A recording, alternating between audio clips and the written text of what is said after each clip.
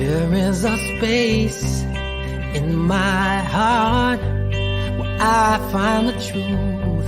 I find me in you, a truth beyond what you may see now. But when we are one, we bring more good about. No matter who or what you call yourself or where you come from, yeah. There is a place in this world with open arms right now. Welcome to love, welcome to peace, welcome to our community. Be who you are, let your light shine.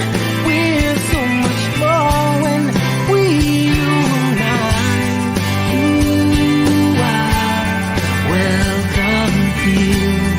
You are welcome here.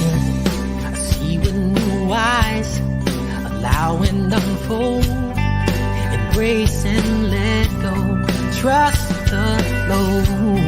There's a freedom in love when you follow your heart. Together we are stronger than we could ever be apart. No matter who or what you call yourself or where you come from, yeah. There is a place in this world with open arms right now.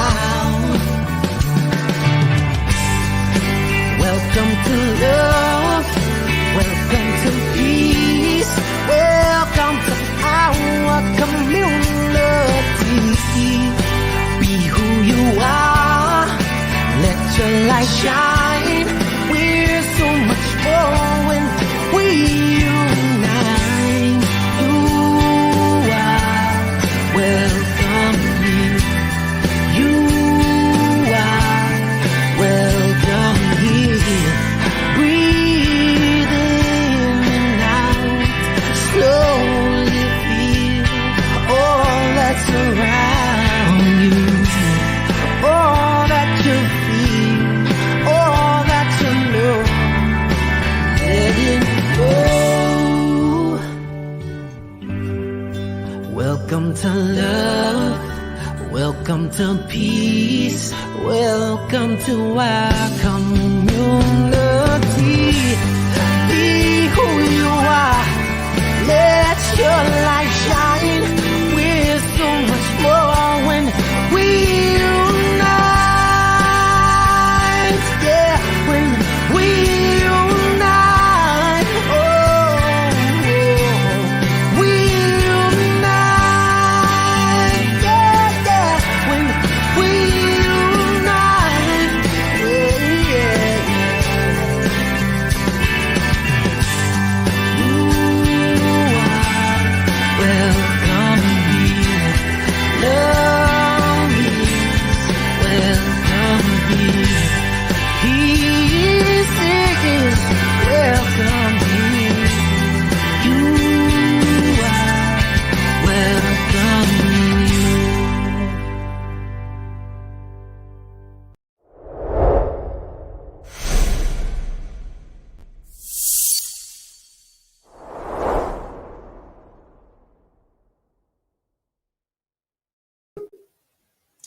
Welcome, everyone, to our broadcast from Center for Spiritual Living, Ocala. You are indeed welcome here, and I am Reverend Cindy Grimes. I'm the Senior Minister of CSL Ocala, and I'm just glad that you've chosen to spend a little bit of time with us this afternoon or whenever you happen to be watching.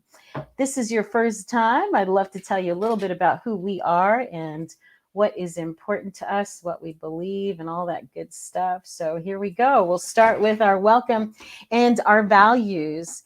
These are the things that are important to us at CSL Ocala. It disappeared. There we go. These are the the things that are on the list of things that matter to us here. And if you look at these things and they are important to you as well, then hopefully we are a match The number one thing on our list is spiritual growth and practice. That is the reason that we exist at CSL Ocala, is so that we can learn together and grow spiritually, because we believe that's the foundation of our lives, is our spiritual life. And when that is in order, everything else falls into place. So we value love. We believe that that is the essence of our being as human beings, as spiritual beings having this human experience, that we are love, and love is what we are about, and where we come from and where we return to. We value appreciation and the idea that the things that we appreciate grow in our awareness and in our understanding. So we want to live in appreciation and just have that abundance of more good in our lives as we appreciate. And we value community. We had a fun thing yesterday. We had our Christmas, our holiday celebration, rather. It was karaoke and cocoa and cookies and crafts and just a whole lot of fun gathering with our community. So that is important to us. We value freedom. That is freedom to be who we came here to be, freedom to express, freedom to live. We value that. It's very important to us. And we value creativity. We believe that we are co-creators with that divine presence that some call God, universe, goes by many names, but we are one with that essence, and we are co-creating with that essence our lives all the time. We value health and wholeness. We value in all of its ways, and physical health and wholeness, emotional, financial, everything. And that speaks to the other values on our list, which are generosity and financial well-being. And so those are our values. And here is our vision and mission. As I mentioned, we are just one of many centers for spiritual living that are located all over the world, primarily here in the United States. But our vision at this particular Center for Spiritual Living is that we are a model center for spiritual living, as evidenced by the transformational impact we have on our own spiritual community, on the larger organization of Centers for Spiritual Living, and our community at large, whether that's Ocala, Marion County, Florida, or the rest of the world. And our mission is to empower individuals to awaken to the power and presence that lies within and all around them, so they may live their very best lives. And so that is what we are all about. And let's see, I see our practitioner, Donna Davis, is available, and I'm going to bring her into the stream. Hey, Donna. Hey, how's it going? Oh, Awesome. hey, how's it going? Can hear you. We can hear you. I brought Good. you in because I know that you are on a time constraint, and I just want people to know what is happening here. Back Mm-hmm. from Jamaica and your transformation vacation, and back on the floor at the hospital. Oh, And here man. you are taking like a few minutes to join in with us and bless us with a prayer. And actually, I'm doing this for myself because it's been a crazy last couple of days. So, day number 3 of running the floor, and I was just like, oh, I really want to do this part. I really want to do this part with you guys. So, yes, that's why I'm here. Well, I thank you, and you prayer warrior and amazing human being that you are. I feel blessed that you are going to be praying us in, and if that's the only thing that you can do with us this afternoon, that is plenty, and I thank you. Yeah, I got somebody else watching my group for me. They were like, yes, yes, go do it. So I was like, thank you. Oh, awesome. Thank you, Donna. Let me take myself out of You're here and let welcome. you pray us in. Okay. Hi, everybody. My goodness. I'm so glad to see you all. Well, the ones that I can see, like Cindy. But yes, absolutely. I wanted to be an example of how you can drop into that space no matter where you are.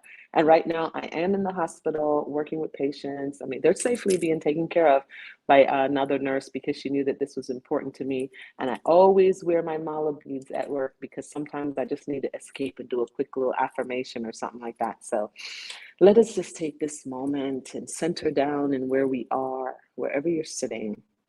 So I'm sitting on a little ledge right outside my floor. on the third floor, and I am taking in the scene behind me as I'm looking at the clouds behind me and the sunset, the sun, behind the clouds. And I'm saying, that's the truth. All that I'm going through right now, the running up and down, and the busyness of the day, that is the human experience. All of it's just an experience. I didn't need to hold on to it. I don't need to run or toil. The Bible says that, check out the birds of the air and the flowers in the field. They are not toiling or spinning. They just exist in the knowingness that we are being divinely cared for. It's from that space of trust and surrender that I invite you into this moment. I recognize the allness of the one beautiful creative cause that I call God. This allness exists in and around all things. It is the up, the down, the in, the out, the light, the dark. It is the things in between everything else. It is all-knowing, all-powerful. And because it exists everywhere, then I know that it exists in the very spot that I am sitting in this hospital, in this moment, with this breath. I am breathing in the love of the divine. The divine is giving me the next breath. Oxygen exists for my use and for my pleasure and for my body. And God is always giving it to me, because I am a part of that which is everything. And so since that is true, I know that it's also true for every other person that exists right now. We are all having and moving and being in the oneness that is divine energy, life source that is God. And because that is true for every one of us, then everything that is divine energy is also me. Unconditional love that is God is me. Creativity that is God is also me. Patience is also me. And so I am so grateful now that I can be in this spot and be of service to these people, and to also be the representation of the oneness here in this moment, speaking these words, connecting all of us together with language and with the very breath that I share with all of humanity. I am grateful for every single one of those breaths. I am grateful for all my patients. I'm grateful for my very self sitting in this spot. I am grateful for you listening to my words. I'm grateful for Reverend Cindy, for everyone who shows up every single day and tries and gives of themselves and creates using divine energy source. I am grateful for all of it. And I know that the unfoldment of me, of who I am, is assured, because I rest and trust and surrender to the allness that is God. It's from that space of knowingness that I release all of my cares. I release all of my words. I release the next breath into the allness, into the law, knowing that it's always working for the highest and best of each and every one of us. And so it is. Amen. Ashe. And so it is. Blessed always, you guys.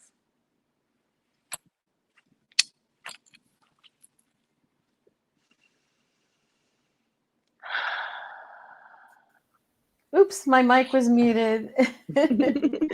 Thank you. Thank you. Beautiful. You're welcome. Beautiful. Thank you so much. It's just awesome for you to show, like there you are in your life living this, and taking that presence with you as you work with your patients. And thank you for sharing that time with us. And you can always take a second to take a couple of breaths. I go in the stairway sometimes and just take a couple of breaths and just remind yourself of who and what is really happening. The sun is always shining, the birds are singing, the grass is growing, and I'm taking a breath. There you go. Thank you so much, Donna.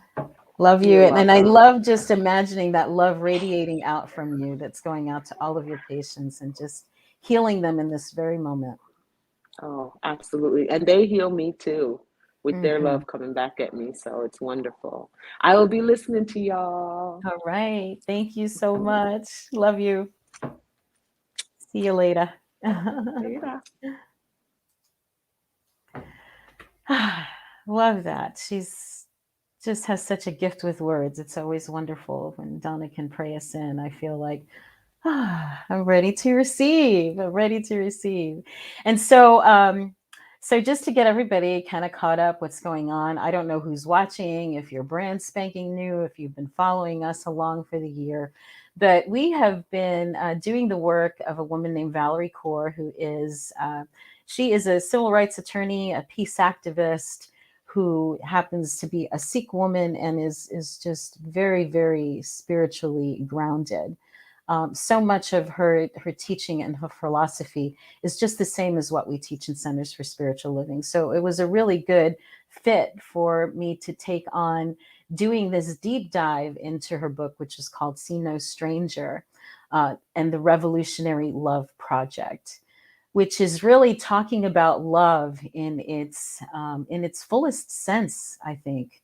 The idea of love as a verb, as love as action. So whereas Valarie is pulling the activists more into a spiritual kind of a realm, I feel like I'm pulling us spiritual folks into a little bit more of an activist or active realm. And so somewhere there's a happy medium. And of course, we know that love is the answer. And so we've been doing this deep dive into the Revolutionary Love Project, and every month has been a different aspect of either loving others in that agape kind of way, of loving our opponents and loving ourselves. And here in this last month of this inquiry, we are talking about joy. Joy as part of that expression of revolutionary love. And it may seem like a strange conversation to have when we're talking about activism, but it actually isn't. It's actually the perfect conversation to have in terms of love as a verb. So I was on a panel a few weeks ago, maybe it's been longer now, I don't know, with the Soul Evolution Collaborative, and had a fabulous time and was introduced to a minister I had not met before. Her name is Kris Ashley. And we just had the most wonderful time on this panel. And at the end of it, as we were wrapping up, she held up a book, and I don't have it with me. I'm listening to it on Audible, but it is called Pleasure Activism. And it was a mind shift. It was a shift for me to think about this idea, and then to meet Kris and to see a picture of her in her bunny suit with her congregation. And I thought, this woman knows joy and she knows how to have fun, and I want to have this conversation with her. So let me welcome in Kris Ashley. Hello, Kris. Hello. What an From introduction. appropriately named the Celebration Center for Spiritual Living. Yes. Yes, in where is it? Falls Church, Virginia. We're part of the DC metro area. Yes, so fabulous. Thank you for saying yes. Thank you for having me. I'm super excited to be here.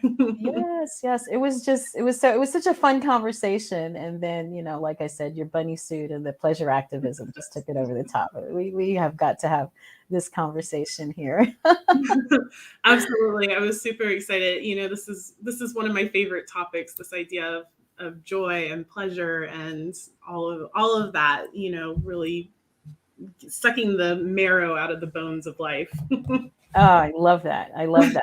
So tell me, how does someone, come to that realization, that understanding? Have you always had that relationship with pleasure and joy, or is it something that you've learned to cultivate? Oh man, that's a good question. I did not get these questions ahead of time. We're in the moment here.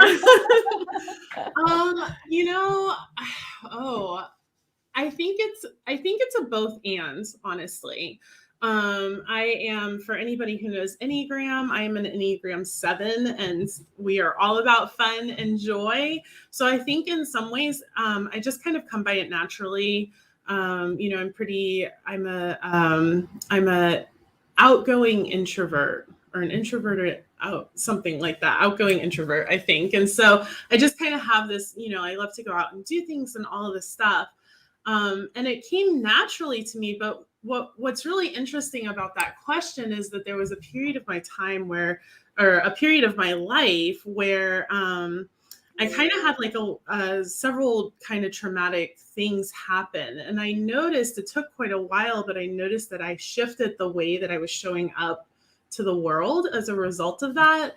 And that kind of like just joy and natural exuberance and all of that was very subdued or gone altogether. And in the past, I've you know, struggled with depression and anxiety and things like that. And so it's like this very sort of paradox of joy comes supernaturally to me, but then also not. And so I think through those experiences, and then my own kind of, you know, work around my own mental health, that now it's, to choose joy is now an active, conscious decision, not just like who I am naturally, even though that is also true. And so because of that, I feel like because it's more conscious, and because it's like this deeper understanding of joy and this like deeper connection to it, because it's no longer just who I am, but it's not only who I am, but also what I'm choosing to cultivate, if that makes sense. Totally. It's like a lot of information about me all in one little thing. Yeah, no, it's just perfect, and almost a mirror image, you know, for myself. Although I can't say that I felt that, you know, that joyous thing in me all along as I was a kid, because I was a real sensitive kid, and there was, you know, some chaos, and so it wasn't, I wouldn't say a particularly joyous upbringing. And there was a point in my life when I was young. I can remember being 15, 16 years old, and I would deliberately hold myself back from like living full out and experiencing joy, because there was going to be hell to pay some way, some form, when I got back home. And I was like that for a long time. And then in my late 20s, I became a hospice social worker, you know, and I learned a lot. You can learn a lot about life from people who are dying, right? Yeah. You know, like we don't take these moments for granted. And having a patient, for example, that was my same age, you know, I was like 27, 28 years old. And, you know, here he was dying. And I was at that time pregnant with my first son. And it was really an eye-opening experience. So, you know, one of the things that we talked about earlier this month was the idea of joy being a much deeper experience than, say, happiness. Yes. Right. And that we can actually find joy in the midst of pain and suffering and difficulty. Right. And how we can make it a practice. Yeah. Well, and, you know, it kind of a lighthearted example of that is, I think a lot of people that I know, maybe it's everyone, or maybe I just have a weird friend group. I'm not really sure which one, but we have that, like that one when you just need a good cry, you know, and so you have that like TV show that you watch, or that movie, or that one episode, or the song that you listen to, you know, and it's like, the joy is the like that satisfaction, and that like, oh, that kind of release in the good cry, you know, that there's this kind of underlying something that's like, oh, it feels so good to just express what I need to express in the moment. And so you're right, you know, that's kind of a lighthearted example, but I think that you can find the joy in just choosing to step into life fully, regardless of what that looks like, you know, whether it's something that's super happy and exuberant, or something that's really hard and challenging. Yeah. No, you've also done some difficult work, you know, like I did, the hospice work and stuff. And I think I don't know how many of us, but I think there's almost a sense of like, there's so much pain and suffering in this world. What right do I have to be joyful? Yeah. Have you ever felt that, or people that have that feeling in life, like somebody just died in my family, or I know that these people are suffering, like I can't even let myself feel good knowing that all of this pain is around me. Yeah. And I think that that's a normal, kind of response to seeing other people suffering and trauma, is this kind of like, well, who am I to be happy when you're struggling so bad? And I think that's a natural inclination, because we're empathic beings, right? And we are connected, and we are, there is no separation. And yet, what I've really had to come to, and at least, my generation was raised with the whole starving children in Africa would be happy to eat that kind of like mentality. And the reality is that my joy doesn't take over. There's not like a joy limit in the world, and all that I'm doing by suppressing my own joy is not not supporting myself in a way that I can then help them, right? Because joy is so replenishing. There we go. Not replenishing myself. Joy is so replenishing. And so, yeah, I have 100% felt that, like, who do you think you are? Especially I think as I came into the understanding of how much privilege I really have in the world, that oh, are you frozen? I can see you. I hope it's you and not me, since I'm the one talking, but hopefully y'all can still hear me. Possibly. As I came into my own understanding of my own privilege, I'm just going to assume y'all can hear me and keep going. Then what really ended up happening is that I was like, well, who are you to be in joy when you've had it so easy? There we go. There we go. I kept talking. Were you? I was like, hopefully y'all can still hear me. I'm just gonna keep talking. I couldn't hear you. I think I was the one that went out, but anyway. Okay. I was saying, as I came into this understanding of my own privilege, like how privileged I am in the world, I think that that's the big place that came up, is just this, well, who do you think you are to be so joyful when not only are people suffering, but they're suffering at the very same systems that you are privileged by. Like that was that continues to be still, a very challenging sort of thing for me, is like, no, it's okay to be joyful, because that's going to be what sustains me to help dismantle these systems so that other people can come to the same place of joy and privilege that I'm at. And joy isn't attached to those systems or that privilege, right?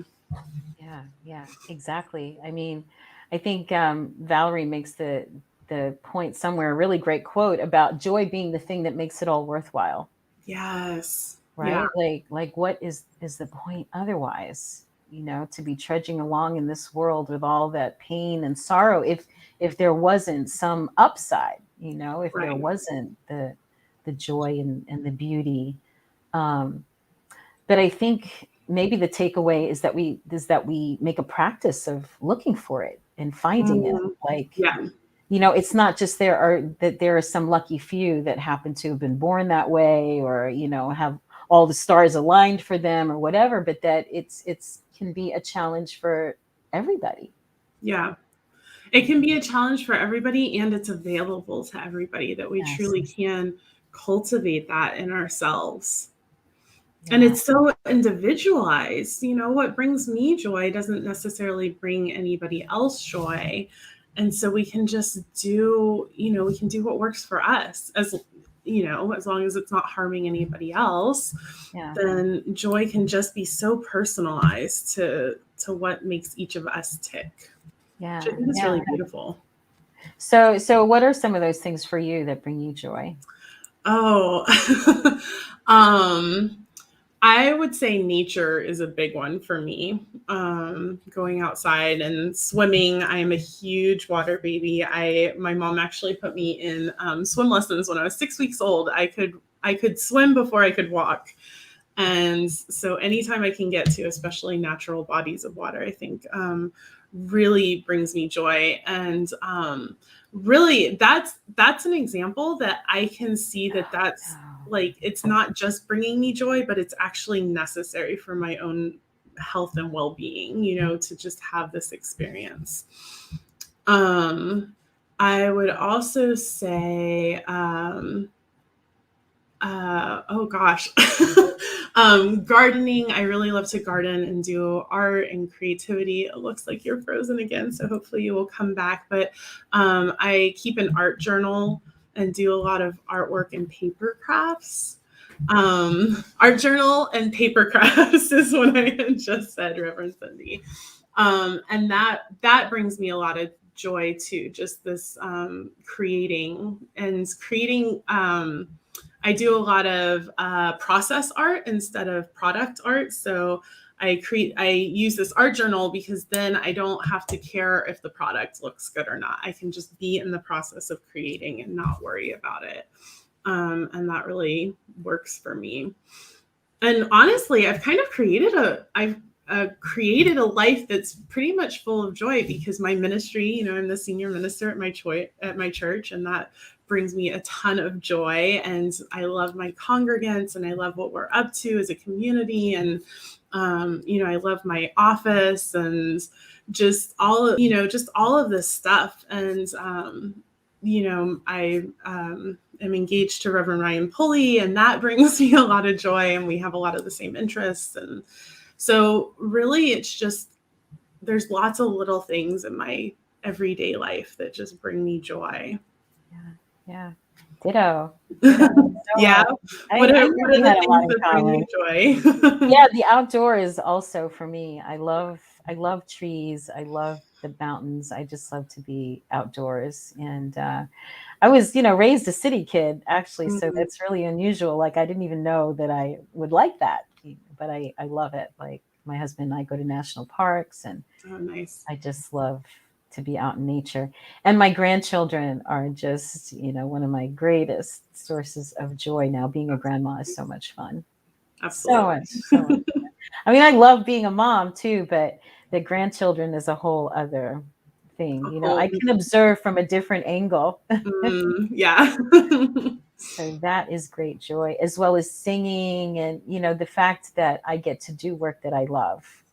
Yeah. Because for so many years I was in jobs that I didn't really enjoy.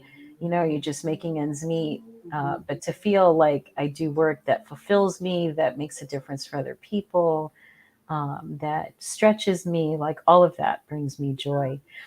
And it brings me other pain too. But that's really one of those things that, like, in the midst of it, you really have to be present, you know, to like all of it, because there are moments when ministry is not so much fun. Yeah. But there are the moments when it is great joy. It's everything. Yeah. Everything. You know, it's funny you say that, because I feel like, and this was true, my job previous to ministry was working with special needs, specifically autism. And I worked with autistic adults and children, and absolutely loved it, and loved the work that I did and everything like that. And it was like, on the days, especially when I was working with adults, on the days that they were having like really great days, then it was like hanging out with friends, right? Like, we went out, we did stuff together, we'd go out to eat, I'd take them to the movies, like whatever, you know, just helping out. And so we had this really amazing, joyful day. And then on the hard days where I really had to, like, you know, support them because they were having a challenging day or a challenging moment or whatever it was like, even then it was still joyful and nourishing, because then my tools and my training kicked in and I was able to support them. And so I could still get to the end of the day and be like, today was a good day. Like, we did a good job. We got through it.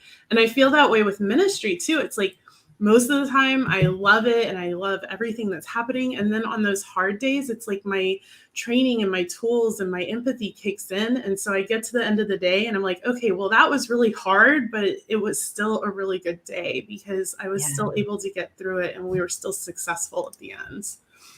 And so, yeah. And so that's another aspect of joy, is being like, you know what, today sucks, but I survived it. You know, I made it through. Right. Yes. Yeah. I love it. It's just the idea of making it a practice. Yeah. Yeah. And realizing that it may not come naturally to you, but even if it doesn't, that we can cultivate it. Yeah, Always. absolutely.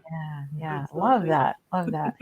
So what do you think, that idea of pleasure activism or joy as activism? I think I know there are a lot of people in our movement that when they hear words like activism, or they say that we're not supposed to be involved in things out there in the world, there is a picture of activism as being angry and painful and heavy and all of that, like really confrontational, not in a good way. Not Yeah. in a good way. So for me, that idea of pleasure activism was really like a whole switch. That's like a 180 thing. What do you mean? What is that? So can you speak a little to that? I can, and I just have to throw out the caveat that Adrienne Maree Brown is much better at that than I will be. And go read her book. Her book is amazing, Pleasure Activism.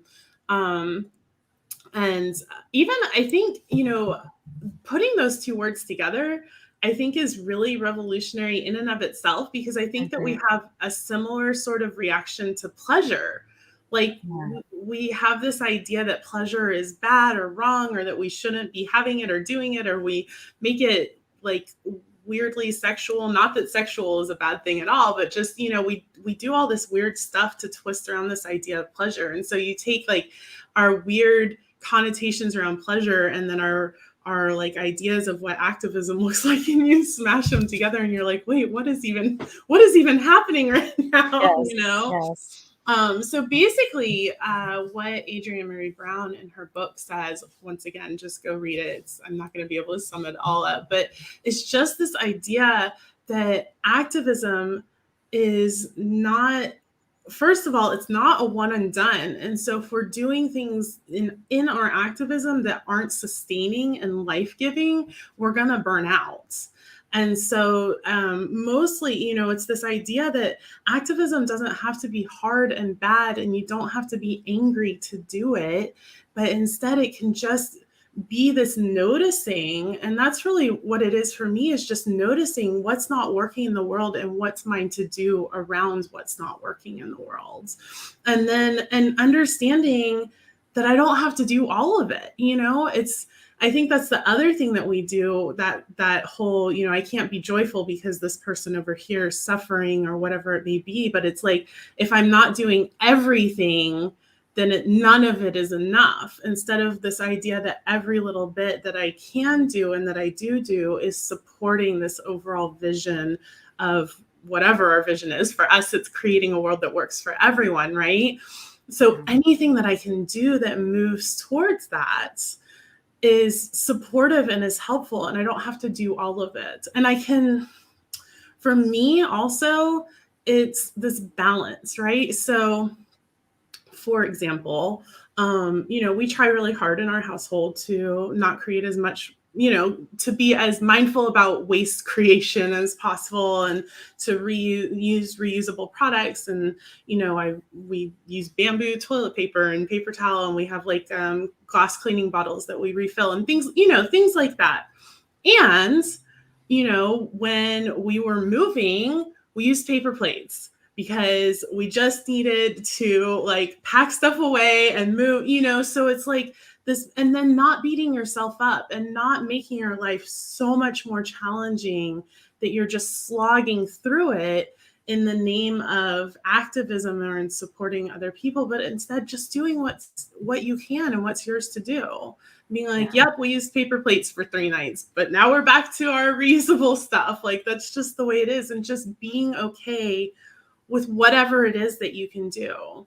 Yeah. And for some people, they have to use paper plates for whatever reason, whether it's, a physical different ability, or whether it's mental health, or whatever it is. And so instead of saying you should be doing this or I should be doing this, saying what can I do? What can you do? And how can we support one another in that? Yeah, here's a quote. Let me see if Richard can show this here. I cannot do all the good the world needs, but the world needs all the good I can do. Yes. I don't know who your Phoenix is rising. Oh, I like that. Oh, that's the woman that was. Part of Donna, yeah, Yep, Donna and yep. Norma team, yes. Yeah. Practitioners, yeah, that was probably Norma chiming in there. Yes, exactly. We can't do it all. And so Yes. then this idea of pleasure comes in. These are all like, we've hit like all my soapbox topics at this point, you know. But this idea of pleasure and understanding that like we're human, we were designed for pleasure. Like our physical bodies were designed to experience pleasure. And so Amen. why would we deny ourselves that? All different, like literally anything can be pleasure. Anything. It doesn't have to be this like idea that it's sexual, although that's pleasurable and fantastic, and do that in healthy ways. Anything, eating delicious food or having an amazing conversation or walking in nature or doing art or whatever it is, just fully allowing ourselves to step into the pleasure, and then trusting that when we show up as fully alive, that in and of itself is revolutionary. Like that in and of itself is activism, because we're just so taught in this society that if it's not making us money, it's not worthwhile. And if it's, you know, if we aren't helping other people, then it's not worthwhile. And if you can't commoditize it or monetize it, then why are you doing just all of this stuff? And so the more that we can step up and show up and just be there for ourselves, then the more we can be there for each other and the more revolutionary our lives become. Yeah, you know, I've been reading a lot of work of Black feminists, and especially LGBTQ people, and because they represent the intersections of all of the things that are, you know, if we look at the hierarchies in our society and our culture, these are the folks that are at the bottom of the hierarchies. Yeah. And yet the wisdom and the joy and the vision that is coming from here is just like, it's amazing, you know. And if more people could hear this, there would be so much less fear. Like I was at a friend's house the other day, amazing party they had for a pre-wedding celebration, a Muslim family.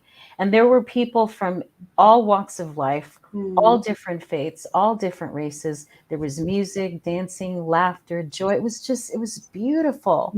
And I thought, if more people could just see this, they would say, like, what are we afraid of?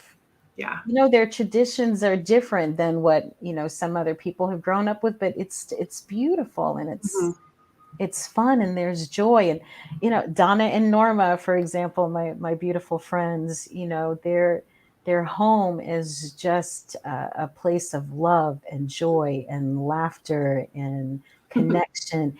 You know, I am finding more and more that this idea of revolutionary love, like what that means in its most practical sense, is to create brave spaces where people can show up and be themselves, you know, in groups or not. And sometimes we're crying, and sometimes there is anger, but sometimes there's laughter, and there's music and joy, and life, you know, just life in all of its expression.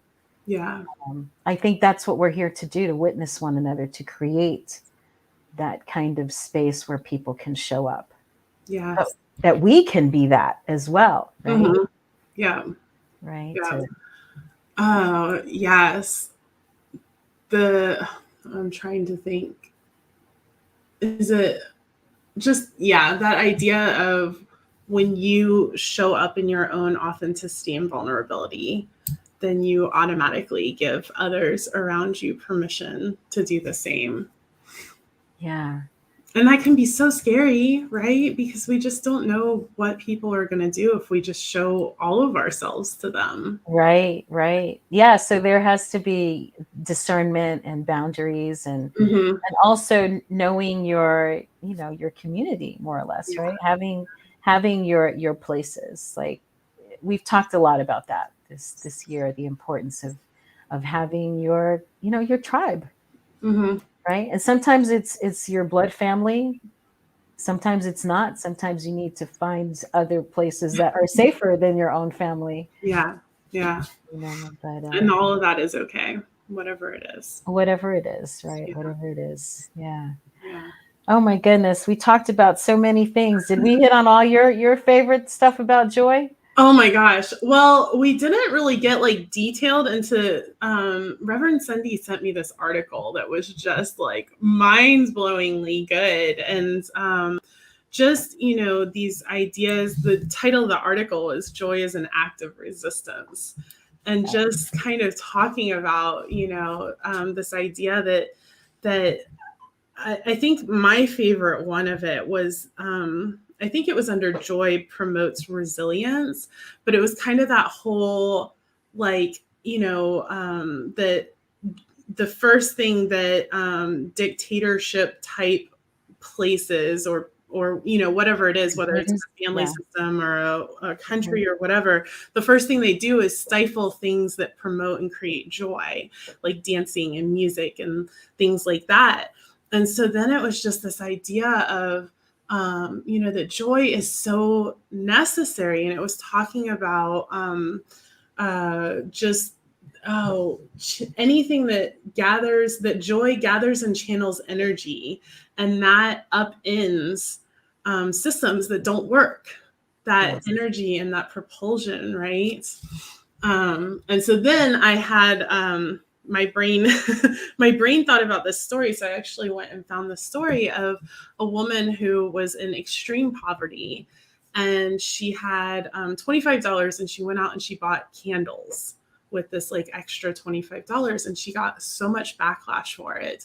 And she never burnt the candles. She literally had like this giant 3-wick candle in her purse that she would just take out and sniff throughout her like 15-hour work days, and just this extreme, that was the only thing that was bringing her joy. And just how she talked about that was the only thing that got her through. Like she wouldn't have survived that situation without that like one tiny thing to bring her joy. And then it was actually I think it was a tweet. And so then people all started posting their own stories of like, when I was in this, whatever it was, this one thing brought me joy. And it was the only reason that I survived that experience. Wow. And so I just was like, when we have those little moments of joy, if we're in this challenging time, rather than pushing them away or thinking I shouldn't be having this because all of this other stuff is going on, instead embracing that and understanding like that is life supporting life. That's the infinite as the infinite supporting you as the infinite in moving through this experience and the situation. That is so beautiful. And I think that's probably where we should wrap this up, right? This is, especially in the midst of difficult times, like that is the time to acknowledge the joy, to allow ourselves to feel it without guilt, without any kind of baggage. Without guilt. Yeah. Without guilt, without baggage, without shame, just like, allow ourselves to fully immerse into that experience of joy, no matter how tiny, no matter how silly. Just be present in your own joy, be present to your own joy. I love it. I love it. Thank you, Kris, so much for this conversation. I love it. I love it. We should do another one. I think this is probably just the first of many conversations we'll have. Yes. I'm so happy that Soul Evolution Collaborative put us together so that we could begin to get to know one another. Yes, likewise. We'll put this up here so people know where to find you. Thank you. Yes, celebrationcenter.org, and we live stream all of our services, and they're at different times than CSL Ocala or Ocala. Yeah, that's it. You got it. So you can come to both. There's no competition, only collaboration. Exactly. And all of these things are recorded anyway, so people can catch them in real time, or they can catch them, absolutely whenever they want. Thank you so much for this awesome conversation. And We are doing Zoom after this for a little bit for those who want to join us and continue this conversation about joy as activism or joy as resistance, or however you want to look at it. But more joy, more and more joy. Bring it on. Either way, it's more joy is the answer. Either way, yes. Either way, it is more joy. All right, my dear. Let me see. How do I? Thank you so much for having me. This Thank was you. Thank you. Look forward to seeing you later. Yes. Take care. All right. Oh, that was such fun. I never feel like I have enough time with these conversations. That really was, so much food for thought. And I'm going to be sure to post the link for that article that Kris mentioned, because it was really phenomenal. Lots of great points that were made about the necessity of joy and just the beauty of it. So, all right, here we go. What is next? I think it is now time for us to do our offering. And so this is the point where I will invite you to share your gifts and tithes with CSL Ocala. If you are spiritually nourished by this place, if you appreciate our vision and want to further us along in our mission, part of our community, then please give. And we have a few ways to make it really easy for you to do that. You can donate at our website at cslocala.org. Or there's something called text to tithe, where if you have a smartphone, you just text the message, the number that's going across the screen, 352-320-5110, and you put in the amount that you want to send the center, and it goes right from your account to ours, and it's beautiful and it's easy and it's fun. It's fun. So that's another way that you can give. But if you're not giving to CSL Ocala, do give someplace, because that is how we stay in the flow of life. Right? If you want friendship, give friendship. If you want money, give money. If you want love, give love. Give love. If you want joy, bring joy to another person. That's how this works. We put the ball in motion and it comes back to us, pressed down and multiplied. So do it. And here is our affirmation. It is the nature of life to give of itself. As it is the tree's nature to bear fruit and the flower's nature to bloom, it is my nature to share the gifts of my time, talent, and treasure. I participate in the divine flow of life, giving generously and receiving abundantly. I am blessed and I am a blessing. And for this, I am so very grateful. So let's see what else is going on here before we close out. Before we do our closing prayer, I just want to remind you that our membership meeting, our annual membership meeting, will be the last Sunday in January, which I believe is the 30th at 11 in the morning. And we'll be talking about the future of CSL Ocala, what it means to be a member, how you can get involved and participate in shaping the new iteration of CSL Ocala. So that's really important. And then backing it up to go to January 2nd, when we will be doing our annual bowl burning ceremony. This time we will be doing it in the evening. It's a wonderful, just really deeply meaningful experience for folks who those who've done it, those who haven't done it. You'll find out that it's an opportunity to release the past in a symbolic way and to open up ourselves to what the future holds. And it's a fun ritual. So I encourage you to join us. That will be at 7 p.m. at the Center for Spiritual Living on January 2nd. And I think that's probably it for now. Do stay in touch with us via Facebook if you have questions or would like to know when our newsletter comes out, all those kinds of things. Just sign up with us online. And I think that's it. That takes us to our prayer for protection, which is this. Super simple. I invite you to make it yours. My kids knew this prayer when they were 4 or 5 years old. The light of God surrounds us. The love of God enfolds us. The power of God protects us, and the presence of God watches over us. Wherever we are, God is, and all is well. So I just affirm that Anything that looks like a challenge for you this week or an obstacle is just a stepping stone to your greater success. And oh my gosh, between now and next time we meet, there's going to be Christmas celebration. So I wish you all the happiest of holiday seasons and a very Merry Christmas. Very Merry Christmas to those of you who are celebrating Christmas. And we will see you next week or next year, sometime soon. Love and blessings.